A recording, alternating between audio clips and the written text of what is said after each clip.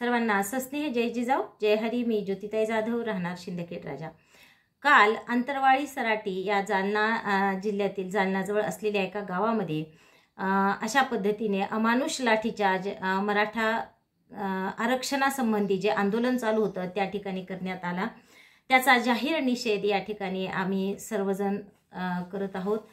आणि आज आपण बघितलं तर मराठा क्रांती मोर्चा जसं आपण बघितले या अगोदरही लाखोच्या संख्येने लोक एकत्र येत होते आणि असे 58 मोर्चे ज्याची नोंद गिनीज बुक ऑफ वर्ल्ड रेकॉर्डनी घेतलेली होती. या अगोदर अशा पद्धतीने एवढ्या शांततेच्या मार्गाने आणि एवढे लाखो लोक जमा होतील असे मोर्चे फक्त चीनमध्ये एक मोर्चा निघाला होता.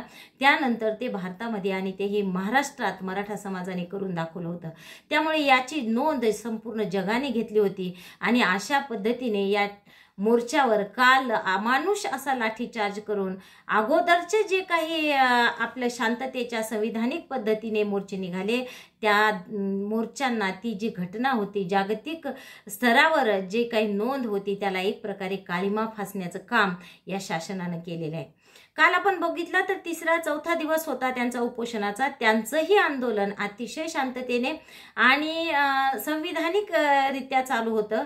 पोलिसांची परमिशन घेऊनच त्यांनी ते सुरू केलेलं होतं. असं असताना सुद्धा आणि तिथले जे समन्वयक आहेत ते सांगतात की मुख्यमंत्र्यांशी माझं बोलणं चालू होतं, फोनवर संवाद सुरू होता. असं असताना अचानक एक दिवस पोलीस येतात आणि अशा पद्धतीने लाठीचार्ज करतात.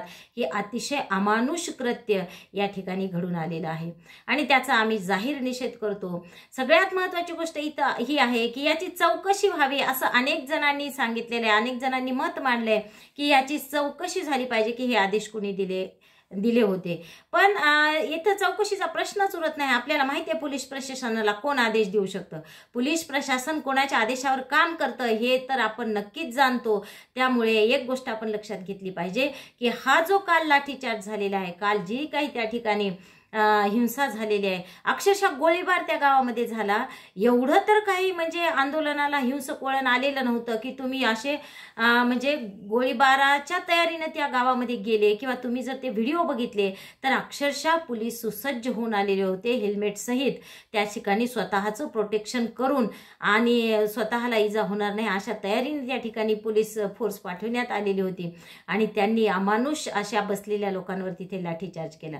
मग एवढे तर वेळे आम्ही नाहीच आहेत की आम्हाला सांगण्यात यावं याची चौकशी व्हावी. याची चौकशी करण्याची गरजच नाही, कारण फक्त गृह मंत्रालय किंवा गृह खातंच अशा प्रकारचे आदेश पोलीस प्रशासनाला देऊ शकतं, एवढं आम्ही नक्कीच समजू शकतो.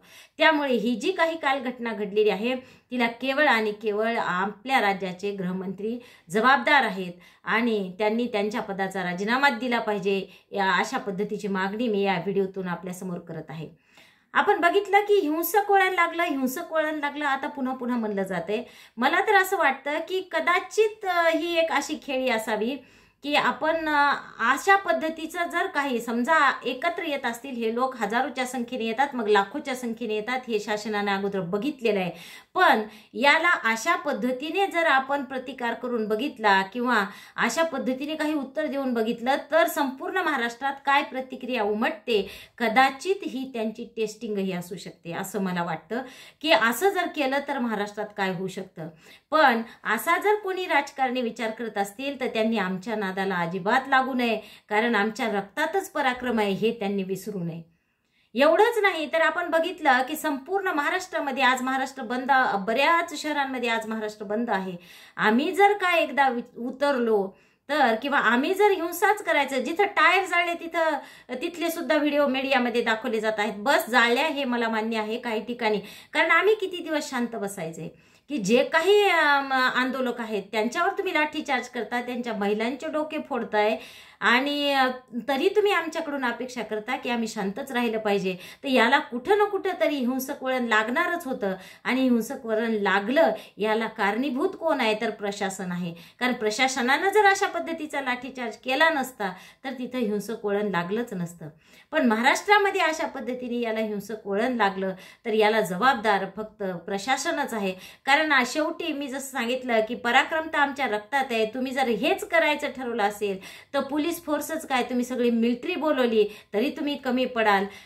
अशा पद्धतीचे आम्ही आमच्या पूर्वजांनी पराक्रम केलेले आहेत. त्याच्यामुळे आम्हाला एवढं हे नाही. ज्यावेळी दत्ताजी धारातीर्थी पडले आणि अब्दालीने त्यांना विचारलं की क्या दत्ताजी लढोगे क्या, तेव्हा दत्ताजी म्हणतात की बचेंगे तो और भी लढेंगे, शेवटच्या श्वासापर्यंत.